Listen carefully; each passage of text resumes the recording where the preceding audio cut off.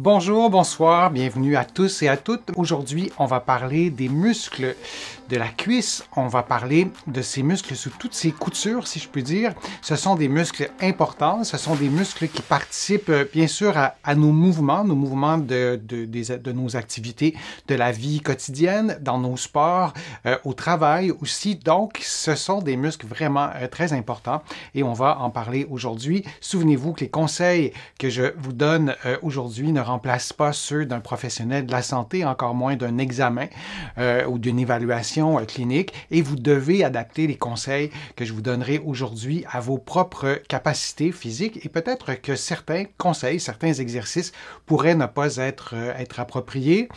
Vous allez trouver aussi dans plusieurs de mes livres les conseils, les exercices que je vais vous montrer aujourd'hui. Vous allez en trouver d'autres aussi, notamment dans mon livre 99 façons de prévenir les effets du vieillissement, et aussi son petit frère ou sa petite sœur 99 façons de soulager les douleurs au dos et au cou. Vous pouvez les trouver en librairie partout au Canada et au Québec, bien sûr, et de l'autre côté de l'Atlantique, notamment à la Librairie du Québec à Paris. Vous pouvez les commander sur leur site web ou vous rendre si vous avez la chance d'habiter Paris, et aussi si vous êtes par exemple en Afrique du Nord, je crois qu'ils peuvent aussi vous livrer les livres, et vous allez aussi trouver mes livres sur les grandes plateformes que je nommerai pas pour ne pas faire de leur publicité. Ils n'ont peut-être pas besoin de moi pour avoir cette publicité-là. Renforcer les muscles des cuisses, quelques principes de renforcement. Ce sont des gros muscles, ce sont des muscles qui gagnent à être forts, à être endurants, à être capables de s'activer rapidement. Ce sont aussi des muscles qui travaillent en co-contraction, donc les muscles de la cuisse, les quadriceps devant et les ischio-jambiers derrière vont travailler ensemble. Et il y a d'autres muscles aussi dans la cuisse. Alors c'est vraiment intéressant de les renforcer et de ne pas prendre ces muscles-là pour acquis. On passe nos journées, plusieurs d'entre nous passons nos journées en position assise, ou une partie de nos journées en position assise, et on doit vraiment les stimuler pour pouvoir profiter de leur qualité intrinsèque. Alors, il y a les quadriceps qui sont des fléchisseurs des hanches.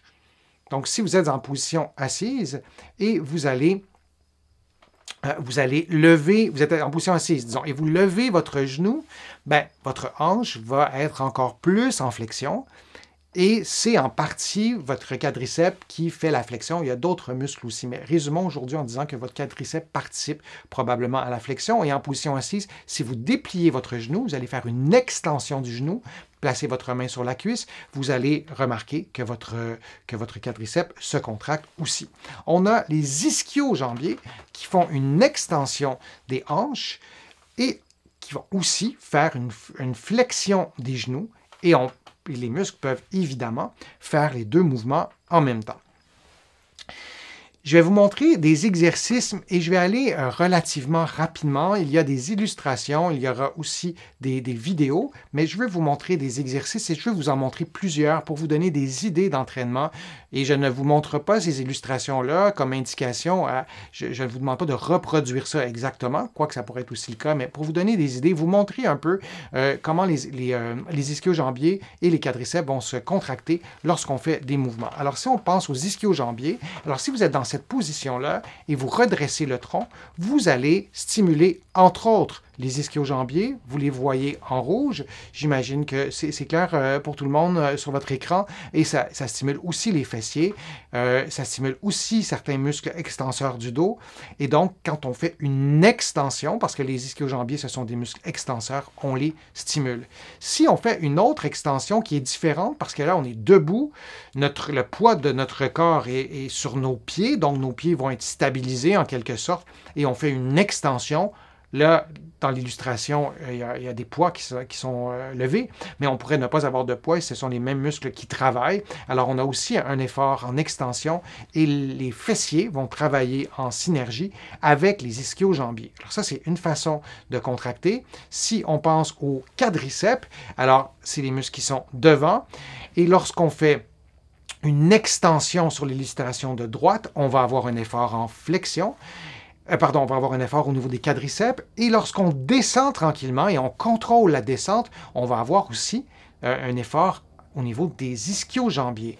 Et ça, c'est intéressant aussi de voir qu'un mouvement, si on le fait dans une direction ou si on le fait dans l'autre, qu'on aura une stimulation des muscles qui est vraiment différente. Alors, on est dans les exercices parce que c'est une façon d'augmenter la force et toutes les propriétés intrinsèques d'un muscle qui sont associées à la force, comme l'endurance ou la puissance, en faisant des exercices.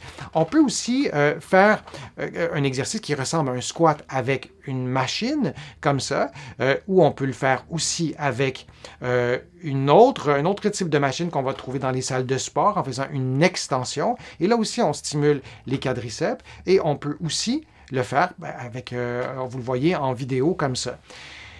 Et je voulais vous montrer cette vidéo-là parce que probablement que la personne qui a fait la vidéo, lorsqu'ils ont tourné tout ça, le poids était peut-être un peu trop fort ou peut-être que la personne s'y prenait mal, mais regardez son thorax, à quel point le dos va se cambrer. On va le revoir une autre fois. Et lorsque vous travaillez l'extension, on souhaiterait ne pas avoir l'extension du dos, mais on veut stimuler l'extension des genoux. Et quand on y pense, de gonfler le thorax pour faire déplier les genoux, c'est peut-être pas des contractions musculaires très efficaces.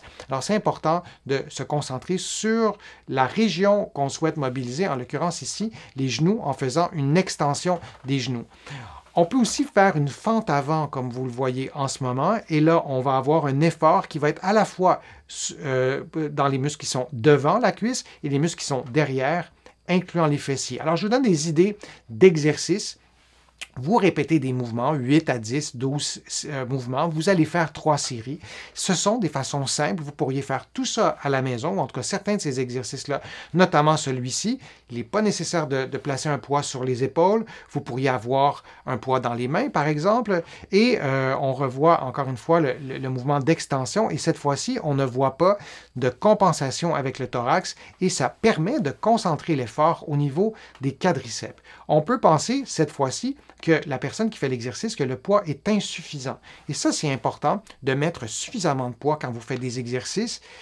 Pas trop, mais suffisamment pour sentir l'effort dans vos muscles. Et si vous n'avez pas souvent stimulé ces muscles-là, vous allez être probablement courbaturé le lendemain. Vous prenez une journée de repos et vous répétez les exercices, si possible, au moins 3 fois par semaine. Alors, toujours un exercice qui est semblable. On fera des squats en tenant un poids et là aussi, on stimule plusieurs muscles, notamment les muscles qui sont devant, les quadriceps, qui sont des muscles importants.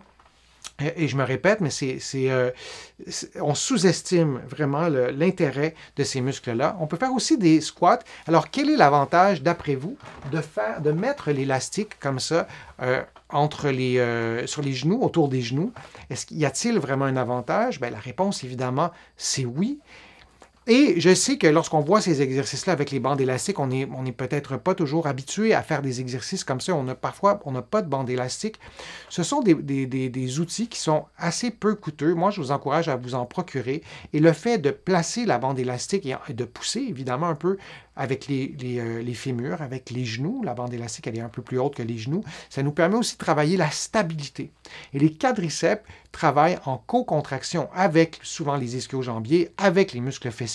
Et la bande élastique permet de réveiller ces muscles-là. Alors, une bande élastique pour travailler les muscles des cuisses, c'est intéressant. C'est intéressant aussi de travailler la puissance. Alors, on voit le mouvement qui est reproduit par la personne qui est sur la photo. Et de faire un mouvement en puissance et de terminer par un saut, là aussi c'est important parce que nos muscles doivent être endurants, doivent avoir une certaine force, mais doivent être capables aussi de générer une certaine puissance. Alors je vous encourage à faire des sauts aussi pour travailler les muscles des membres inférieurs. On peut aussi stimuler les muscles en faisant des activités. Alors là, vous m'écoutez parler d'exercice et c'est certain qu'il y a des personnes qui se disent, soit que vous m'écoutez en direct en ce moment même ou vous écoutez une rediffusion, vous écoutez la vidéo qui parle des principes de renforcement des muscles des cuisses et vous vous dites, ben, les exercices, c'est peut-être pas quelque chose que vous aimez. Vous pouvez faire des activités et il y en a vraiment plusieurs. Il y a la course qui permet de stimuler les muscles des cuisses, évidemment, on s'en doute. On associe parfois la course au marathon, aux ultramarathons. on en voit beaucoup dans les médias, et quand on court à notre propre vitesse, on a parfois l'impression que ça donne peut-être rien. Non, ça donne quelque chose. Et oui, les super performances, c'est bien que certaines personnes souhaitent en faire, mais il ne faudrait pas que ça fasse ombrage à la course normale, la course lente, la course à votre rythme, sans douleur. Et cette course permet de stimuler les quadriceps, les ischio-jambiers et bien d'autres muscles, évidemment. Et c'est normal de pouvoir courir. L'être humain est fait pour courir. Et si vous n'êtes plus capable de courir en raison de douleurs ou de vos capacités physiques, ça peut être intéressant de se réapproprier la course progressivement, sans augmenter la douleur, pour stimuler les muscles, ces gros muscles des cuisses. Dans les autres activités qui permettent de le faire, la marche, mais la marche sur un terrain en pente, la marche sur du plat, peut-être qu'il n'y aura pas une grosse stimulation. Donc, d'aller marcher en montagne, c'est vraiment intéressant. De courir, je l'ai dit, de monter et descendre les escaliers. Oubliez les ascenseurs, utilisez les escaliers si c'est possible pour vous de le faire. C'est une façon, en fait, de pallier les conséquences de la sédentarité, de la position assise, de ces écrans qu'on regarde, ordinateur, tablette, télévision, etc., qu'on regarde en position assise. C'est vraiment intéressant. Les escaliers, je pense qu'on devrait faire des programmes de prévention dans les médias pour encourager les gens à utiliser les escaliers et à utiliser leurs gros muscles et faire des sauts, comme je le disais.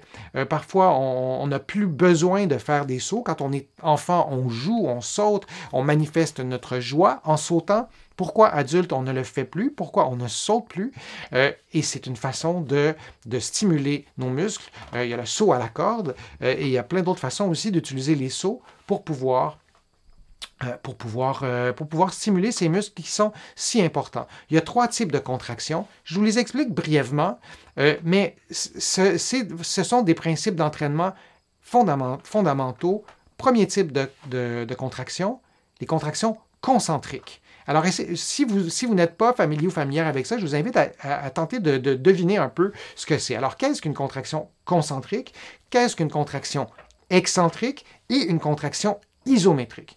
Une contraction concentrique, le muscle se raccourcit lorsqu'il se contracte. Ça, c'est assez intuitif comme principe. Une contraction excentrique, donc la deuxième, le muscle va s'allonger pendant qu'il se contracte. Alors, pensez à des situations pendant lesquelles vos muscles, ou votre muscle X, ou le quadriceps, ou les ischio-jambiers se contractent en s'allongeant. En trouvez-vous? C'est pas très intuitif, mais c'est vraiment très, très fréquent. Et les contractions isométriques, vos muscles se contractent, mais il n'y a pas de mouvement. Le muscle ne changera pas de longueur. Un exemple de contraction isométrique, si vous appuyez comme ça sur vos mains, vous allez forcer avec vos pectoraux, mais il n'y aura pas de mouvement. Le muscle ne changera pas de longueur et ça, c'est une contraction isométrique, donc la 3e catégorie de contraction. Et pour ce qui est des contractions excentriques, qu'on a parfois peut-être un peu de mal à visualiser, je vais vous montrer des illustrations qui ne sont pas avec les muscles des cuisses. C'est peut-être la façon la plus simple de visualiser le type de contraction. Alors, sur l'illustration de gauche, vous pouvez le faire en ce moment avec votre bras. Prenez un objet dans la main qui a un certain poids et pliez votre coude, comme vous le voyez à l'écran, avec le bras droit. C'est-à-dire, sur l'illustration, c'est fait avec le bras droit. Et vous allez plier votre coude et donc le muscle va se raccourcir. Votre biceps va se raccourcir. C'est la même chose que si vous êtes debout et vous pliez votre genou, vos muscles de la cuisse vont se contracter. Alors, si vous avez un poids à la cheville et vous pliez votre genou, vos muscles à la cuisse vont se contracter. Et donc, c'est une contraction concentrique. Si vous voulez expérimenter la contraction excentrique, vous faites l'inverse. Vous relâchez tranquillement, vous descendez tranquillement le poids que vous avez, vous dépliez votre coude et le poids va descendre et votre biceps va toujours être contracté. Par contre, le biceps va s'allonger. Alors ça, c'est une contraction excentrique. Et si vous voulez expérimenter la contraction isométrique, vous gardez votre coude à un angle X et vous le maintenez avec un poids dans la main et donc vous allez forcer et il n'y aura pas de mouvement. Votre muscle gardera la même longueur. Pourquoi insister sur ces types de contractions? C'est essentiel parce que si vous souhaitez reprendre la force de vos quadriceps, de vos ischio-jambiers, des muscles des cuisses et vous ne faites que des exercices concentriques, vos exercices seront beaucoup moins efficaces. Je vais vous montrer des exemples d'exercices excentriques avec par exemple le quadriceps. Et lorsqu'on fait des exercices excentriques, on stimule la capacité du muscle à se reconstruire, pour le simplifier un peu. Alors, ça a été bien démontré que ces exercices-là ont des avantages physiologiques pour profiter de nos exercices, pour que nos exercices soient plus efficaces.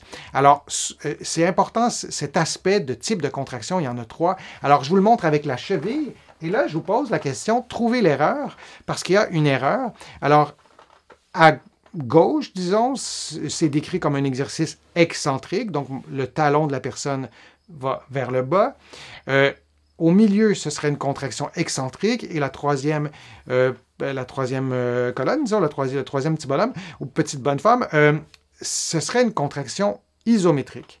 Alors, quelle est l'erreur dans cette illustration? Je vous laisse répondre et pendant que je lis vos réponses, on se souvient que les 3 types de contractions sont intéressantes. Ce sont aussi 3 types de contractions que vous pourrez mémoriser et vous souvenir aussi que dans un contexte de douleur, il y a un type de contraction qui reproduit un peu moins la douleur et pendant que j'attends vos réponses à savoir quelle est l'erreur ou les erreurs dans ce que vous voyez en ce moment à l'écran, bien, si on a une douleur, on va peut-être privilégier dans certains contextes les contractions excentrique qu'on va doser vraiment beaucoup. Alors, si j'ai mal au coude, par exemple, je vais me placer comme ça pour que vous me voyez. Je vais peut-être mettre ma main ici et faire une contraction relativement douce. Par exemple, je vous donne cet exemple-là pour que vous le voyez bien. Et donc, mon biceps va se contracter et je n'aurai pas d'augmentation de tension, je n'aurai pas de mouvement et peut-être que ça me fera moins mal. Lorsqu'on a, par exemple, de l'arthrite ou lorsqu'on a un problème articulaire, on va peut-être que le mouvement reproduira une douleur. Alors, si on fait une contraction isométrique sans mouvement, ce sera peut-être une façon de reconstruire notre force musculaire. Et là, vous pourrez me dire, oui, mais ça donne quoi faire un exercice quand il n'y a pas de mouvement? Oui, vous allez faire une contraction isométrique, disons, en ayant placé votre articulation à 90 degrés. Vous poussez contre une résistance pendant 10 secondes et vous faites 10 mouvements. Mais ensuite, rien ne vous empêche de faire le même exercice à 135 degrés, mais toujours sans mouvement. Alors, vous pouvez déconstruire le mouvement en 3 ou en 4 à différents angles et graduellement, dans un contexte de rééducation où il y aura peut-être une douleur au mouvement, vous réappropriez cette capacité de contraction à différents degrés et lorsque tout ça sera reconstruit, peut-être que vous parviendrez à utiliser vos muscles et peut-être que vous aurez, pas peut-être, mais que vous aurez pris de la force et donc les contractions isométriques, ça peut servir à ça aussi. Alors, je vous remontre l'écran, l'image en plein écran. Et il y a une réponse de Corinne, quelle est l'erreur? Et j'aime vraiment cette réponse-là, parce que moi, je n'ai même pas vu cette erreur-là. Alors, bravo Corinne, je vais placer votre commentaire ici. Le genou plié, effectivement, le genou ne devrait pas être plié. Si on fait l'exercice sur les 2 pieds, là, ce qui semble être le cas, alors c'est une erreur. Alors, bravo Corinne. Et je vous montre maintenant ce qu'on devrait avoir. Alors, il y a Claudette qui avait trouvé la réponse et Joël et plusieurs autres personnes vous qui êtes avec nous et peut-être des gens aussi qui écoutent la vidéo en rediffusion. Donc ça, ce sont les bonnes réponses. Donc, excentrique, lorsque le talon descend, le muscle du mollet s'allonge. En isométrique, c'est l'illustration du milieu, il n'y a pas de mouvement. Et dans l'illustration à droite, le talon monte, donc les muscles du mollet se raccourcissent et c'est une contraction excentrique. Je vous montre maintenant un autre type de contraction excentrique. Vous tournez votre pied vers l'extérieur ou pas et vous descendez. Attendez, ouais, je me doutais que c'était pour arriver. Alors là, j'ai fait une petite erreur sur la vidéo. Je pense que je vais essayer de faire quelque chose. Si vous permettez, est-ce que j'arriverai à faire ça? Non, j'y arriverai pas. Alors, je vais vous l'expliquer dans mes mots, puis quand je ferai le montage de la vidéo, j'ajouterai la bonne illustration. Donc, ce qu'on veut faire, c'est, je vais vous l'expliquer, vous faites l'exercice couché sur le dos, vous levez votre jambe comme ce que vous avez vu, et vous allez descendre le pied vraiment, vraiment tranquillement. J'essaie de voir si j'arrive à retrouver l'exercice, mais je ne le retrouverai pas. Donc, vous comprenez, ce que vous faites, vous levez votre jambe jusqu'à environ 45-50 degrés. Vous maintenez la position et vous descendez vraiment, vraiment très, très lentement. Alors, vous travaillez en excentrique puisque le muscle, le quadriceps et d'autres muscles aussi s'allongent lentement. Si vous voulez travailler les ischio-jambiers en excentrique, vous pouvez vous placer debout, un poids à la cheville ou un élastique ou une bande élastique et vous pliez le genou et la résistance stimule vos ischio-jambiers. Soit vous ayez un poids à la cheville ou un élastique et vous dépliez votre genou vraiment très lentement pour sentir cette contraction excentrique et pour pouvoir profiter aussi des bienfaits des contractions excentriques justement et pour favoriser la reconstruction de ces muscles-là. Et vous vous souvenez que c'est vraiment intéressant de pouvoir faire en sorte de stimuler ces muscles-là de plein de façons, dans plein d'alignements articulaires et d'en prendre soin. Alors, vous allez trouver sur ma chaîne dans des programmes, vous le savez, des programmes d'exercice en temps réel pour stimuler les muscles des cuisses et vous pourrez ainsi prendre soin de vous.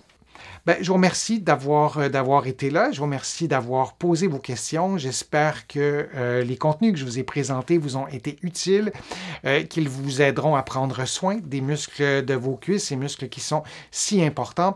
Je vous invite à visiter mon site web, le www.denisfortier.ca. Vous allez pouvoir y faire aussi une contribution. Je vous remercie chaque fois et considérez vraiment ces remerciements comme personnels. Vos contributions me permettent de continuer à produire des contenus. C'est aussi simple que ça. Vous pouvez le faire, comme je vous le dis, sur mon site web. Vous pouvez le faire aussi sur YouTube en cliquant sur le petit cœur où c'est écrit « Merci ». Vous allez pouvoir, après avoir cliqué là-dessus, vous allez pouvoir faire une contribution. Vous allez trouver aussi beaucoup d'informations dans mes livres que vous allez trouver partout sur le web, aussi en librairie, ici au Canada, et aussi de l'autre côté de l'Atlantique. Vous allez les trouver dans des grandes chaînes pour certains de mes livres, sinon à la Librairie du Québec à Paris, en personne, mais vous pouvez aussi les commander sur leur site web. Et si vous êtes ailleurs qu'en France, ben, ils font la livraison en Europe et une partie de l'Afrique du Nord, si je ne me trompe pas. Alors, merci d'avoir été là et on se revoit pour un prochain direct, pour une prochaine vidéo et à bientôt.